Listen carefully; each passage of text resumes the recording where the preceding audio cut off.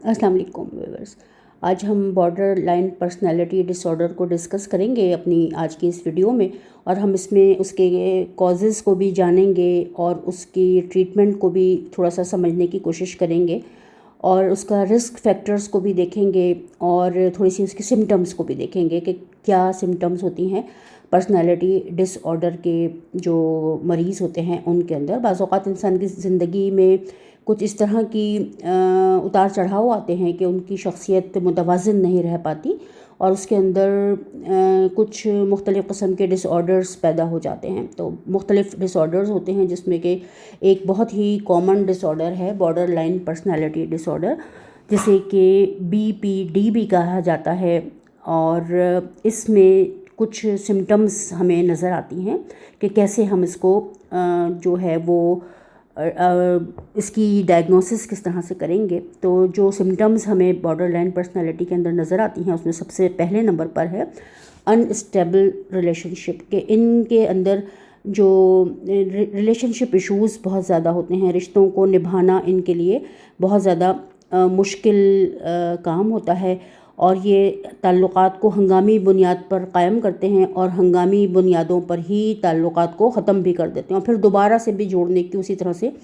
कोशिश शुरू कर देते हैं। मतलब रिश्तों को बनाते भी बहुत जल्दी जल्दी हैं और बिगाड़ते भी बहुत जल्दी जल्दी हैं। रिश्तों के साथ निभाना और उनको साथ लेकर चलना इनके लिए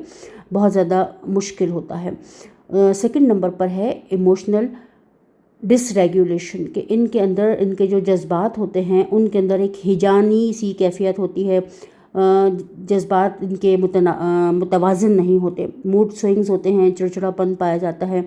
और अपने जज्बात को कंट्रोल करना, मुनज़्ज़म करना, जज्बात को अपने कंट्रोल में रखना इनके लिए बहुत ज़्यादा मुश्किल अमर होता है, एक मुश्किल सूरत हाल होती है इनके लिए। नंबर 3 है इम्पल्सिव बिहेवियर। इनका जो बिहेवियर है वो बहुत ज़्यादा बेएतदाल सा होता है, बेपरवाही लापरवाही इनके अंदर बहुत ज़्यादा होती है। इनके आमाल जो भी काम करते हैं और इनकी जो अफ़कार होती हैं उसके अंदर बेएतदाली पाई जाती है, और मतलब अपने साथ भी ये ख़ुद को भी नुकसान पहुंचाने की बाज़ औक़ात कोशिश करते हैं। जब ज़्यादा गुस्से में होते हैं या मूड स्विंग्स होते हैं या बहुत ज़्यादा डिप्रेशन में चले जाते हैं तो ख़ुद को भी ज़ख्मी कर लेते हैं, नुकसान पहुंचाते हैं, दूसरों को भी बाज़ औक़ात ज़ख्मी करने की, नुकसान पहुंचाने की कोशिश करते हैं ये। उसके बाद हमारे पास है डिसएसोसिएशन, के फीलिंग ऑफ डिसकनेक्टेड, अपने आप से भी ये डिसकनेक्टेड होते हैं। अक्सर ये हक़ाइक़ के साथ, रियलिटी से भी डिसकनेक्टेड फ़ील करते हैं, और ये लोग जो हैं वो मुआशरे से, अपने इर्द गिर्द के लोगों से भी डिसकनेक्टेड फ़ील करते हैं, डिसएसोसिएट होते हैं, और किसी भी हवाले से रिलेशंस को कामयाबी के साथ नहीं गुजार पाते, और मुख्तलिफ़ क़स्म की तब्दीली को कबूल नहीं कर पाते। अगर किसी भी हवाले से तब्दीली होगी, किसी नई जगह पर शिफ्ट होंगे, या इनकी ज़िंदगी में कहीं पे किसी भी मुकाम पर कोई भी तब्दीली रूनमा होगी, तो वो उस तब्दीली को आसानी से एक्सेप्ट नहीं कर पाते। उसके बाद हमारे पास जो पॉइंट है वो है कि बहुत ज़्यादा एंग्री होते हैं और गुस्से को अपने कंट्रोल नहीं कर पाते। छोटी छोटी बातों पर बहुत ज़्यादा गुस्से का इजहार करते हैं, और ख़ुद को भी नुकसान पहुंचाते हैं, दूसरों को भी नुकसान पहुंचाते हैं। शदीद गुस्से की वजह से मुख्तलिफ़ क़स्म के तनाज़ात पैदा होते हैं, और ये जो हैं उन तनाज़ात को फिर ये कंट्रोल नहीं कर पाते, और मुख्तलिफ़ क़स्म के जो हैं वो फेयर में चले जाते हैं, और मुख्तलिफ़ क़स्म की जो ओवर थिंकिंग इनकी बहुत ज़्यादा होती है। मतलब इन सब चीज़ों की वजह से इनकी लाइफ जो है वो डिस्टर्ब होती है। सही तरह से अपनी कोई भी जॉब करना है, किसी भी हवाले से फ़ैसला करना है, ज़िंदगी में अपना कोई गोल सेट करना है, तो उस सब चीज़ों में इनको बहुत ज़्यादा प्रॉब्लम फेस करनी पड़ती है। अगर हम इसके कॉजेज़ की बात करें और इसके रिस्क फैक्टर्स को हम देखें तो उसमें सबसे पहले नंबर पर है जेनेटिक्स, के जो फैमिली हिस्ट्री हमें मिलती है। अमूमन BPD के जो पेशेंट्स हैं उनकी जो उनकी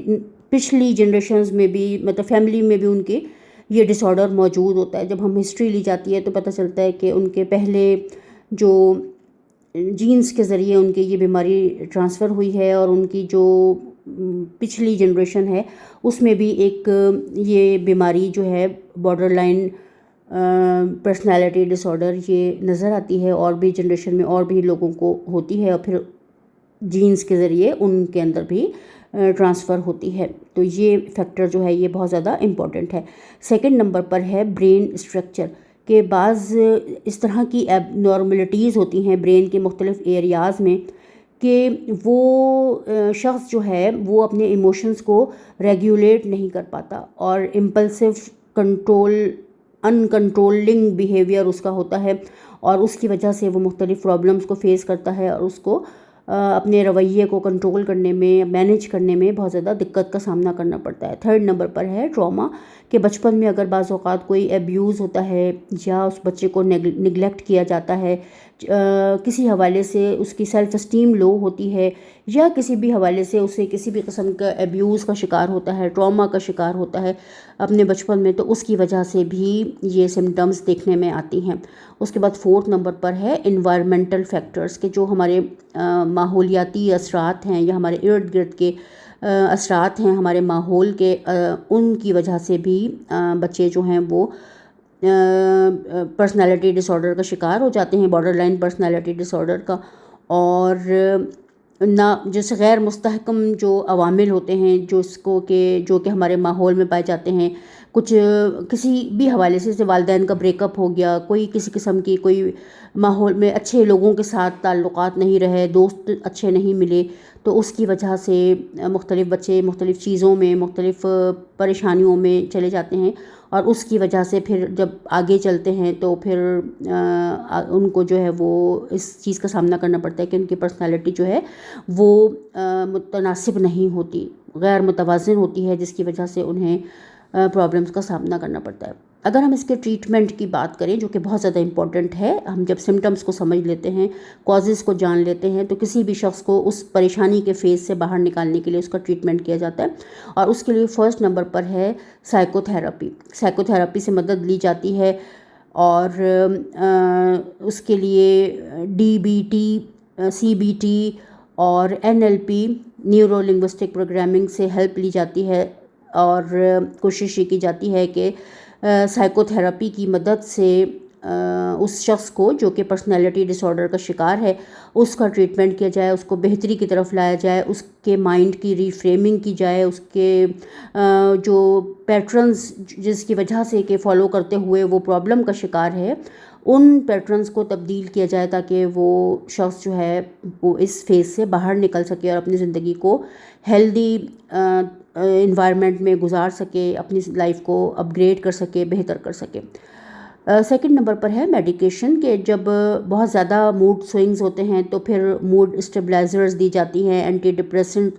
میڈیسنز دی جاتی ہیں، اینٹی انزائٹی میڈیسنز دی جاتی ہیں، کیونکہ اگر بہت زیادہ موڈ سوئنگز ہوتے ہیں اور بہت زیادہ اینگر اور فرسٹریشن اور ڈپریشن فیل ہوتا ہے پیشنٹ کو، تو پھر بعض اوقات میڈیسن کا سہارا لینا پڑتا ہے، سائیکو تھیراپی کے ساتھ ساتھ اسے میڈیسن بھی استعمال کروانی پڑتی ہے تاکہ وہ بہتری کی طرف آ سکے۔ اس کے بعد تھرڈ نمبر پر ہے سیلف ہیلپ، کے کچھ سپورٹنگ گروپس کو جوائن کرے، سیلف کیئر کی جو گروپس ہوتے ہیں جہاں پہ کہ اسٹریس مینجمنٹ کی ٹریننگ ہوتی ہیں یا ٹیکنیک سکھائی جاتی ہیں، تو ان گروپس کو، ان لوگوں کے ساتھ اٹھنے بیٹھنے کو سے کافی بہتری آتی ہے، اور گھر والوں کو، والدین کو بھی اس کی ٹریننگ دی جاتی ہے کہ اس بچے کے ساتھ کس طرح کا بیہیویئر رکھیں، کس طرح کا رویہ رکھیں کہ وہ اپنے آپ کو اپ گریڈ کر سکے، بہتری کی طرف لا سکے۔ مختلف قسم کی ٹیکنیکس ہیں جو کہ ہمیں CBT میں بھی سکھائی جاتی ہیں، نیورو لنگوسٹک پروگرامنگ کے تھرو بھی سکھائی جاتی ہیں، جس کے ذریعے کسی بھی مریض کو جو ہے وہ بہتر کرنے کے لیے، اس کی زندگی کو منظم کرنے کے لیے، اس کی جو سمٹمز ظاہری طور پر نظر آ رہی ہیں ان کو منظم کرنے کے لیے اور اس کے معیاری زندگی کو بہتر بنانے کے لیے ان ٹیکنیکس کو یوز کیا جاتا ہے، استعمال کیا جاتا ہے، اور اس سے اس کی زندگی میں بہت حد تک کہ بہتری آتی ہے، تبدیلی آتی ہے، اور وہ ایک نارمل لائف کی طرف آتا ہے جو کہ ہر انسان کا حق ہے۔ اور ہم اپنے مائنڈ کی تھوڑی سی ریفریمنگ کر کے، تھوڑا سا خود پہ ورک کر کے، مختلف میڈیٹیشنز کر کے ہم اپنی زندگی میں بہت زیادہ تبدیلی لا سکتے ہیں۔ اپنی سوچ کو تھوڑا سا فوکسڈ کر کے ہم اپنے رویوں اور اپنے حالات اور واقعات کے اندر تبدیلی لانے کے قابل ہو سکتے ہیں۔ تو آج کے ہمارے اس ویڈیو میں آپ نے یقیناً بہت کچھ سیکھا ہوگا، کیونکہ یہ ایک ایسا پرسنالٹی ڈس آرڈر ہے جو بہت زیادہ دیکھنے میں آتا ہے، اور آج کے دور میں ہم دیکھ رہے ہیں کہ بچے بہت زیادہ مختلف قسم کے پرسنالٹی ڈس آرڈرس کا شکار ہو رہے ہیں۔ اسی میں سے ایک ڈس آرڈر ہے بارڈر لائن پرسنالٹی ڈس آرڈر، جسے آج ہم نے ڈسکس کیا۔ میں ان تمام لوگوں کی بہت شکر گزار ہوں جو ہماری ویڈیوز کو دیکھنے کے لیے اپنا قیمتی ٹائم نکالتے ہیں، ہمارے چینل کو لائک کرتے ہیں، سبسکرائب کرتے ہیں، اپنے کامنٹس کرتے ہیں۔ آج کے لیے اتنا ہی۔